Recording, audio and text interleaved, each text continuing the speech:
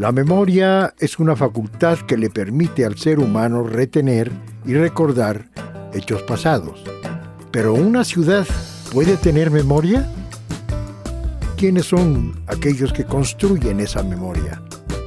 Mi nombre es Emilio Castelazo y el día de hoy te invito a que me acompañes a profundizar en la memoria de Querétaro, esa que construimos cada uno de nosotros cada día.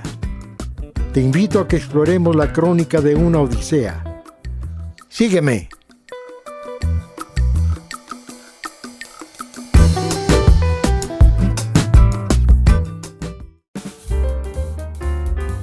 El día de hoy platicaremos con Aida Mascareño para conocer la odisea de su vida. Empresaria queretana enfocada en el comercio exterior, Aida ha sido nominada la Mujer Emprendedora del Año en 2018. Bienvenidos sean aquí a su casa. Te agradezco mucho que nos recibas. Estoy muy contento. Muchas gracias. Adelante. Bienvenidos sean. De todas las experiencias que he tenido grabando estos episodios de las odiseas de personajes o personas que viven en Querétaro, me he encontrado con verdaderas sorpresas. He tenido oportunidad, como a algunos les constará, de haber entrevistado a personas que, a pesar de que me comentaban que no tenían qué decir o qué comentar, pues al final descubrieron que sí. Hoy tengo el gusto de platicar con Aida Mascareño Bueno. Una entrevista que para mí es muy especial porque a mí me encantan los jóvenes. Y si estos jóvenes son mujeres, mejor. Me da mucho gusto que nos recibas, Aida, en tu casa. Muchas gracias, Emilio, por venir. Celebrando mucho este encuentro. Muchas gracias por venir aquí a su casa. Bienvenidos sean todos aquí. Y gracias tú por el interés de entrevistarme. Vamos a ver qué me pregunta. Vamos a ver cómo se pone. Vamos a ver si es una entrevista muy compleja, llena de preguntas raras. No, mira, básicamente es conocer la historia, las aventuras, la odisea de una mujer joven que, a pesar de ser muy joven, pues ha recorrido ya bastante rutas, bastante camino. De tal manera que vamos a empezar con algo muy sencillo. Claro, sí. Tú naces a la vida, ¿en dónde? Yo nazco a la vida en Ciudad de México, pero es casualidad, porque mi hermano, el más grande, me lleva, somos 4 en mi familia. Y el segundo, yo soy la tercera, y el segundo me lleva 11 meses, y él es queretano. En ese inter, mis papás se van a México por casualidades del trabajo, y en eso nazco yo, pero no era como que estaba planeado que nos fuéramos a vivir al DF, ¿no? Mi hermano más chico, que ya nos llevamos un año un día, él nace en Querétaro. Y entonces yo, en el inter, nací en el DF por alguna situación de la vida, ¿no? Entonces yo, por más que quiero que mi pasaporte diga nacida en Querétaro, no dice, caray. No dice. Dice que soy chilanga de alguna forma. Entonces naces en México. Nazco en México, pero al año, antes de un año yo ya estoy aquí. Yo creo que estuve en México 3 meses, 4 meses, cuando me traen a vivir a Querétaro. Y de ahí, pues toda mi vida he vivido en Querétaro, excepto por un periodo de 6 meses que me fui a vivir a Canadá a estudiar un diplomado en mercadotecnia y en temas de inglés. Yo quería perfeccionar el inglés, pero no quería estudiar inglés en Canadá porque me voy a meter y me van a enseñar lo mismo que todos, gramática y cómo se pronuncia. Entonces me forcé un poquito más y me metí a un diplomado en marketing en Canadá y me forcé a hablar inglés y bueno, fue una gran cosa. Pero ya vas, como es tu costumbre, adelante. Entonces hay que parar un poquito el tren. Eres una niña que nace en el seno de un hogar, básicamente en México o en Querétaro. Básicamente todo fue en Querétaro. O sea, casualmente mi nacimiento, el hospital fue en DF, pero a los 3 meses ya estoy en Querétaro y toda mi infancia fue Querétaro. De niña, la convivencia en casa con tus abuelos, con tus padres, ¿qué tan cercano fue? ¿Qué tan...? Pues bueno, yo tuve, y voy a decirlo positivamente, tuve la ventaja de tener una familia disfuncional como nos han vendido todo el concepto de familia, ¿no? Porque no tenía la tradicional familia, el papá y la mamá viviendo en el mismo techo. Mi papá pues se va muy temprana a mi edad, no podré decirte con exactitud, pero como 2, 3 años ya no tengo a mi papá. Okay. Y entonces se va mi papá y me quedo con mi mamá como madre soltera. Mi mamá, yo soy la tercera de cuatro hermanos, y entonces mi mamá pues, trabaja todo el día por el tema de ser madre soltera y tener que salir adelante con los 4, ¿no? Entonces tengo la gran fortuna de venir de una familia así, constituida así, pero Mira, mis hermanos y yo sí nos hicimos muy cercanos. La parte con los padres no, pero la parte con los hermanos, lo que me dejó esa parte padre, ¿no? Es que los hermanos éramos uno mismo, ¿no? Entonces el vecino... Sí, yo creo que la naturaleza misma, ante la ausencia de ciertas capacidades o de situaciones, la naturaleza compensa siempre, de alguna manera. Si físicamente alguien está dañado y está un discapacitado, pues en alguna parte surge otra figura. En este aspecto, ¿tú consideras que esta discapacidad, vamos a llamarle así, en el orden interno de la familia, te impulsa de alguna manera? Sí, yo creo que siempre lo he comentado, ¿no? Y yo siempre doy gracias de ese pasado, porque, o sea, ya lo trabajamos, ¿no? Yo tengo ahora 40 años, ya lo he trabajado, pero sí doy gracias porque eso también me hizo muy independiente, ¿sabes? El no tener una figura ni de mamá ni de papá durante el día completo, donde tú vas a la escuela y regresas y estás en etapa primaria. La rutina tradicional, sí. Y la rutina tradicional, por ejemplo, la cocina, recuerdo mucho, sigo siendo pésima para cocinar, pero mi hermano, el segundo, el que me lleva 11 meses, que es más grande que yo 11 meses, él era buenísimo para cocinar, ¿no? Entonces, él estaba encargado de cocinar y yo estaba encargada de proveer las cosas para cocinar. Entonces yo tenía que ir a la tienda y pedir fiado y vender cosas y llevar cosas para comer, ¿no? Y entonces esa dinámica, ¿sabes? Me ha seguido funcionando en la vida. En su momento no lo entendía, pero bueno, como no me gustaba cocinar y sigue sin gustarme, pues de ahí viene, ¿no? Desde la infancia. Entonces sí, yo siento que la vida te compensa, pero también te prepara para lo que viene, que no sabes que va a venir. O sea, tú nada más piensas que es una mala suerte, que tú no tengas tu familia tradicional y que qué mala onda. Y sobre todo cuando estás en la infancia, porque añoras lo que no tienes y además te lo venden muy hollywoodense. Sí, ¿no? Como que te va preparando la vida sin un propósito bien conocido. Es decir, como aquel atleta que hace mucho ejercicio sin saber exactamente por qué, pero de repente cuando le exigen las circunstancias, ya está listo, responde, ya está preparado. Responde. Bien,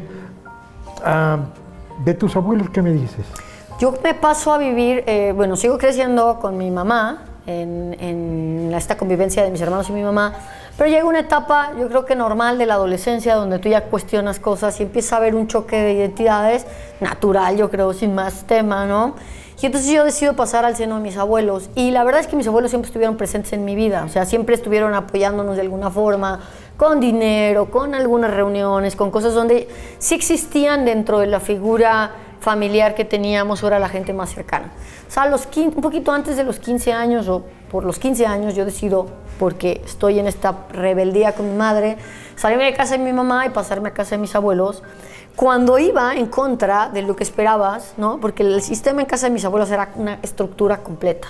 Había disciplina, había orden, no podías llegar tarde, no podías hablar por teléfono fuera de horarios. Y yo era una persona súper extrovertida, o sea, como soy todavía, pero me estaba faltando estructura, ¿sabes? Y yo creo que era lo que yo estaba peleando con mi mamá, que en casa de mi mamá ya a esa edad, mis hermanos jugaban americano, entonces era mucha fiesta, muchos amigos, todo el tiempo era un pasar de amigos de todos, de los hermanos principalmente, por la casa. Entonces no había horarios para dormir, horarios para comer, horarios para nada. Y yo paso de a esa etapa adolescente donde tú puedes decir esto es lo que te va a gustar. A mí me desagrada en ese momento de mi vida esa falta de organización, falta de límites. Esa libertad en exceso que de alguna manera a mí no me gustaba, ¿no? Yo valoro mucho la libertad, pero sabes, como que ya llegábamos mucho al punto de hacer lo que sea, ¿no? Y pues eso no me encantaba y empecé a pelear mucho con mi mamá en esa época.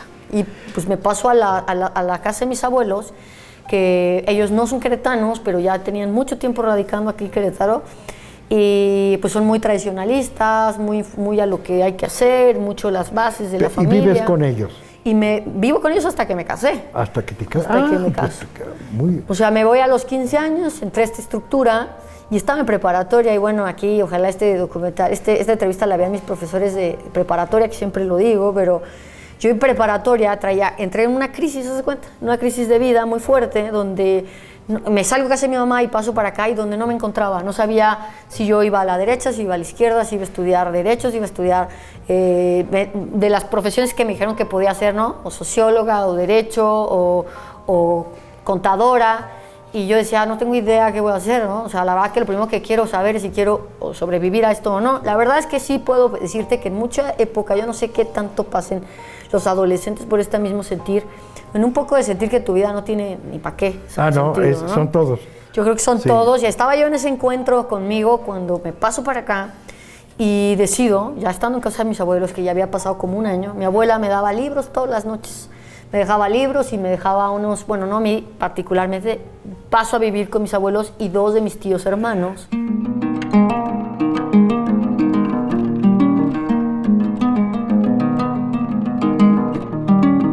A pesar de las dificultades que atravesó en el ámbito familiar, Aida encontró en la casa de sus abuelos la disciplina y estructura que buscaba en su vida para convertirse en la persona que deseaba ser.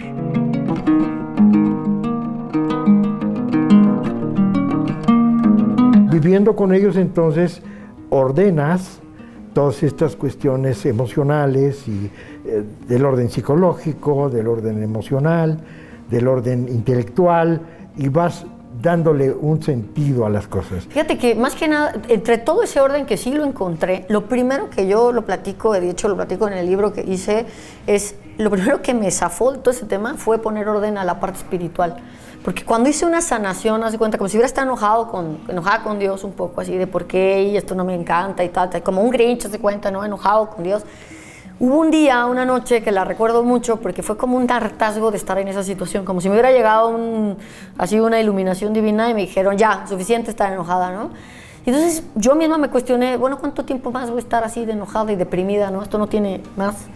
Y al otro día me voy a la iglesia de la colonia Carretas, que muchos por ahí deben de conocer, y ahí tuve como una sanación de emociones, de espiritualidad. ¿Sola? Sola. Y nomás me paré, me fui a la iglesia, lloré, casi no lloro, ¿no? Pero en ese momento era como un tema de ya soltar. Y solté lo que ya venía cargando, como un antes y un después, ¿se cuenta? Pero para mí de ahí empezó el cambio, porque una vez que yo hice esta sanación a nivel espiritual, y entonces ya pude poner orden a todos los demás rubros que me mencionaste, a la parte intelectual, ya pude decir sí quiero. ¿Qué fue lo que te impulsó a ir a la iglesia? Es decir, asocias la presencia de Dios, del Dios cristiano, con esa búsqueda. ¿Cómo fue que llegas a ese encuentro? La verdad es que no me considero ni muy católica, ¿no? Me considero como muy espiritual, pero no católica o cristiana o alguna religión en particular. Pero era una necesidad como de ya paz. ¿Y lo más cercano que tuviste? Era la iglesia, y además hay unas canciones en particulares que cantan en la iglesia católica que justo estaban cantando y era como, haz cuenta el mensaje. Hay una canción que aquí los que están, que son católicos van a entender lo que estoy diciendo, que decía algo así como yo nunca te dejé solo, ¿no? Entonces, cuando le estaban cantando, era como si me la estuvieran cantando a mí, haz de cuenta, como si Dios hubiera bajado y me hubiera cantado eso a mí, de nunca te dejé solo y nunca te dejé sola. Y entonces para mí fue como una paz y una sanación de 1 hora que solté y recibí como ese mensaje de... Pues, y hubo un ordenamiento. Y de ahí para el real tomé una decisión, ¿no? Porque ya que salgo en esa paz, entonces ahora sí me sale Aida hambrienta, Aida que vas a conocer ya más en esta etapa adulta, es Aida con hambre de ir y hacer que las cosas pasen. Y dije, esto, a ver, ¿qué hay que hacer? Entonces me sale un hambre y un carácter que yo creo que ya tenía, pero estaba dormido en esa etapa como depresiva que tuve entre esta edad. Y después me sale un hambre por todo, o sea, ¿quién quiere ir al campamento? Yo, ¿y quién quiere hacer esto? Yo, ¿y quién quiere? Yo iba a todo. Empezaste a construir. Empecé a construir ya mi vida, pero con una decisión que yo decidí, hay varias cosas. Una, que no iba a estar así nunca más. Y recuerdo como ese compromiso conmigo, o sea, no fue con nadie, fue en esa paz mía decir, a ver, ya esto se acaba hoy, vamos para adelante y se acabó. Importantísimo. Pasado, ¿no? Es decir, no es hacer las cosas porque me dicen que las haga, sino porque me digo que las quiero hacer. Y por más que la gente me decía, ándale, échale ganas a la escuela, yo cuento mucho esta anécdota que yo tenía una amiga que le decía mucho es, cuando me veas distraída en la escuela me haces un zape. O sea, yo creo que podía haberme mantenido la cabeza en el escritorio porque, o sea, 3 segundos después ya estaba otra vez volteando a la nada, no podía concentrarme en física, química y demás. Y por eso dije, ojalá mis profesores vean esta entrevista porque si tú hubieras conocido a la Aida que estaba en prepa, que reprobaba todas las materias, reprobaba de 5, reprobaba 4 y la que pasaba era deportes, si acaso, ¿no? Porque hubo un mes que también lo reprobé. No dabas una, o sea, esta niña en ese momento, esta adolescente para mujer, no le va a ir bien Muy bien. nunca, ¿no? La mujer que se encuentra de una manera más integrada, aun cuando faltan una serie de situaciones, llega a estudiar una carrera. ¿Qué estudias? Estudio comercio internacional y también eso es una de las cosas que platicó ya mi sobrino, es muy interno, y ahí lo voy a platicar aquí en casa, en confianza. Yo le decía, a mí me hubiera gustado saber cómo en esta etapa de yo voy a ser comerciante. La realidad es que no, la realidad es que de repente me empiezo a dar cuenta, toda esta etapa donde yo no tomo decisiones, donde estoy deprimida, todos mis amigos de prepa estaban ya seleccionando su carrera. Y yo a todos los veía construyendo así de, ya fui al propedéutico de medicina, ya fui al propedéutico de ta. Y a mí me preguntaban y yo no iba al propedéutico de nada, ¿no? O sea, no sé. Y entonces una tarde dije, ya, o sea, dentro de que ya había hecho este cambio, esta paz, y dije, a ver, tengo que decidir qué voy a estudiar, ¿no? Y empiezo en el directorio a buscar, pues, qué carreras ofrecía, o sea, las universidades de Querétaro, ¿no? Muy tarde para el tiempo que yo ya tenía que haber tomado esa decisión. Y entonces empiezo con el directorio y vi comercio y comerciante, comercio internacional, y estaba yo entre contabilidad y comercio. Y dije, pues comercio. Era muy nueva la carrera, ¿no? En esa época. ¿En dónde? En el CUDEC. Al CUDEC. Fue una parte buena onda de mi abuelo, porque la verdad es que yo en prepa no pasaba las materias, llevaba un montón de reprobadas, pero mi abuelo me da la oportunidad y me dice, bueno, ya, si quieres estudiar comercio internacional, pues métete al CUDEC y vemos. Y como yo ya tenía otra actitud por completo en la vida, Emilio, agarré y entonces me metí a la universidad a estudiar comercio y el primer mes me saqué 98 de promedio. De pasar a no reprobar, o sea, de probar todas las materias, pasé a 98 de promedio, como si hace cuenta me hubieran iluminado que esa era mi carrera y que tenía que estudiar eso. Ok. ¿No? Mira, qué interesante. En muy corto tiempo nos has definido como una persona, un espíritu, una persona en búsqueda de una identidad propia. Logras llegar a la universidad y terminas tu universidad en comercio internacional en el CUDEC. En el CUDEC.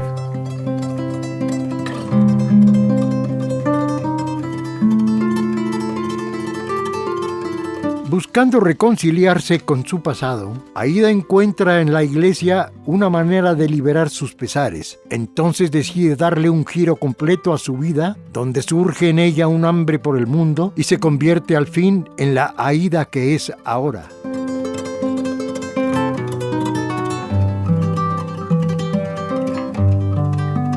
Aida nace y se desarrolla hasta ahorita en 3 etapas: la casa materna, la casa de los abuelos y su nueva visión profesional que la lanza a una nueva aventura épica en su vida.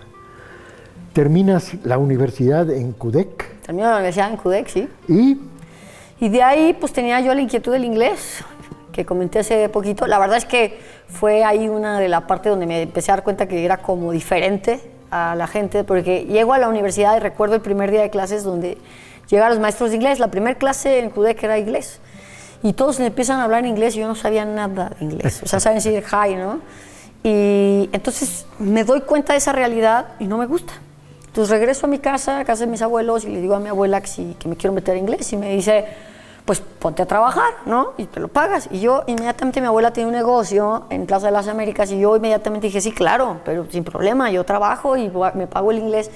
Y me meto a un curso de inglés, entonces me hace esta parte de ir saltando grados en la universidad, donde en lugar de ir al básico, básico 1, básico 2, básico 3, yo empecé básico y luego básico 3 y luego intermedio 3 y así me fui a una velocidad mucho más rápida y los profesores que veían estas ganas mías pues me daban muchas más espacio a mí, más entrevistas. Recuerdo un profesor que venía de Inglaterra y me tenía todo el cariño a mí, de lo que me pida me lo daba porque veía mi hambre. Yo no entendía eso hasta ahora adulta, lo entiendo, pero yo creo que lo que veía era el hambre. Y cuando acaba la universidad yo decido que quiero hablar inglés bien porque estudié comercio internacional y yo hago mucha carrilla, ¿no? Pues, es comercio, no sé qué hablar inglés para que se vuelva internacional, ¿no? Y entonces, pues no era para mí un factor de que podía dejar el tema del inglés ahí medio, lo estudié en la universidad, ¿no? Entonces ahorré, hice negocios en la universidad, trabajé en la universidad para poder pagarme mi viaje a Canadá cuando me graduara. Así que bueno, pues mi abuelo me dijo que él no me invitaba al viaje a Canadá porque él ya había cumplido su palabra y se lo agradezco muchísimo también. Hasta la universidad, entonces me paga la universidad, yo sabía que lo que seguía de ahí era mío, ¿no? Okay. Maestría, doctorado, lo que yo fuera a estudiar, diplomados, era ya de mi cosecha, ¿no? Ya había ahorrado, organizaba los viajes yo de la universidad internos a las aduanas y a los puertos para conocer, y yo de ahí hacía utilidad y con eso me pagué mi viaje a Canadá. Pero, ¿cómo hacías negocio con este tipo de...? En la universidad, haz de cuenta que yo organizaba el camión, el hotel, yo hacía la negociación. ¿Organizabas a las personas? A todos mis compañeros, y organizaba todo el itinerario del viaje, contactaba a las agencias aduanales, contactaba a la asociación de agentes aduanales y demás. Lo que no me estaba dando cuenta es que yo ya me estaba relacionando en el mundo de sin querer queriendo, por andar de organizativa, ¿no? Y por tener hambre, porque pues no tenía dinero que me dieran extra, ¿no? O sea, no tenía como esa beca de, pues tienes la becota. Tenía la beca de la escuela, mi abuelo me pagó absolutamente todo en la escuela, libros, cuadernos, todo lo de la universidad, pero lo extra era mío. Entonces yo tenía que o trabajar o hacer, y mi abuela me dio trabajo en su negocio, y entonces ya sin darme cuenta yo estaba haciendo cosas de administración, entendiendo una vida laboral, cumpliendo horarios, ya estaba como en esta orden, digamos, de la vida. Y además estaba yo pasando a otro conocimiento de contactos que no sabía que eso era lo más importante en esa etapa de mi vida. Esta parte primaria como empresaria en el área de comercio exterior, en la parte logística, que es interesantísima, sin querer queriendo, esa voluntad voluptuosa que tienes, volcánica que tienes, te fue metiendo y la gente se daba cuenta. La gente se daba cuenta, y luego terminé haciendo mi servicio social en la Asociación de Agentes Aduanales con de presidenta estaba en ese entonces Verónica Valverde, que es muy conocida aquí en Querétaro. Sí, muy conocida. Y Vero, yo la veía, yo estaba en la universidad y yo la veía como a distancia, digámoslo así, porque decía, es la única mujer, ¿no? Y la admiraba mucho, y hasta la fecha me sigo juntando con ella y le sigo diciendo, es que tú no sabes para quién trabajas, porque mientras yo era tu practicante de servicio social para graduarme, yo te estaba admirando mira dónde se llega, ¿no? O sea, mira qué carácter tiene, qué fuerza, qué entrega, qué objetiva es. Y yo le seguí muchos pasos, ¿no? Y simpática. Y simpática, y además muy enfocada. Es una mujer que lleva mucho tiempo en esto. Eso yo creo que lo percibe muy bien el empresario cuando se rodea o hace llegar a sus empresas a gente joven con ambición, claro. no buscando aprobación, sino desarrollando su propio proyecto. Correcto.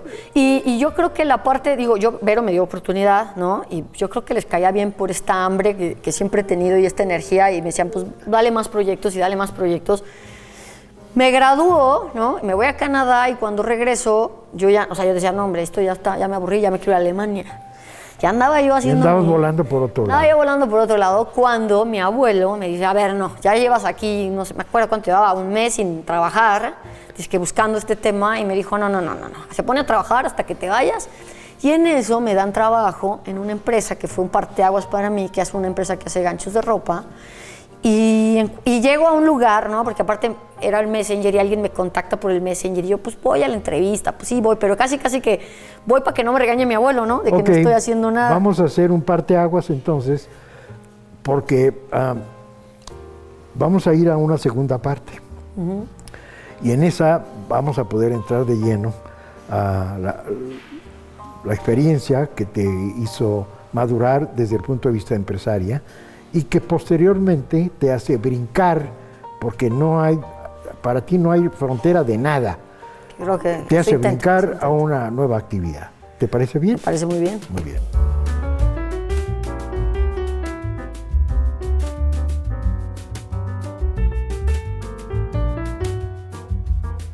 Su determinación y sus ganas de aprender deja sus frutos, y en poco tiempo consigue entrar al mundo empresarial, donde su odisea tomará un nuevo rumbo. Esta fue la crónica de una odisea del día de hoy. Acompáñenme la siguiente semana para conocer más sobre Aída Mascareño. Yo soy Emilio Castelazo. Hasta pronto.